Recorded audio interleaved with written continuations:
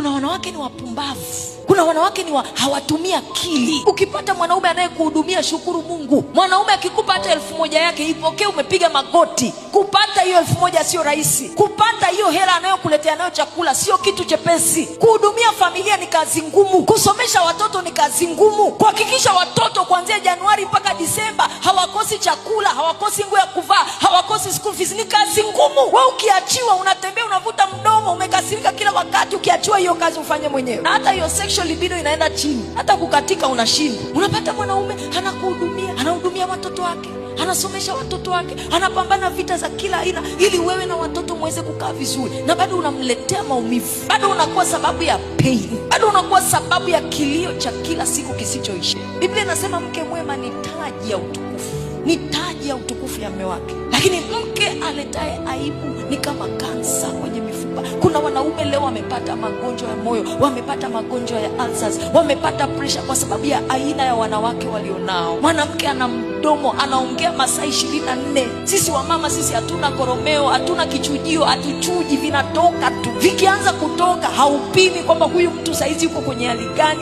yuko kwenye mazingira gani. Wewe ukitoa unatoa. Kwa hiyo unajikuta umejeruhi kwa maneno, umeua kwa maneno.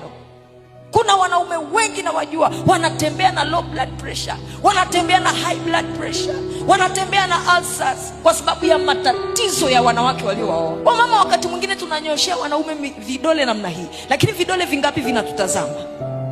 Vingapi?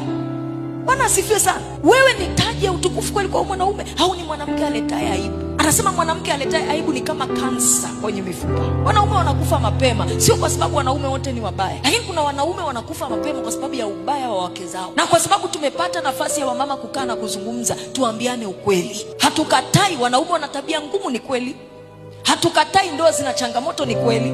Lakini kuna wakati lazima tujikalishe kimkutano na tujiulize, sisi tunachangiaje katika matatizo yanayoendelea kwenye familia? Sisi tunachangiaje katika changamoto zinazoendelea ndani ya ndoa? Tunachangia namna gani?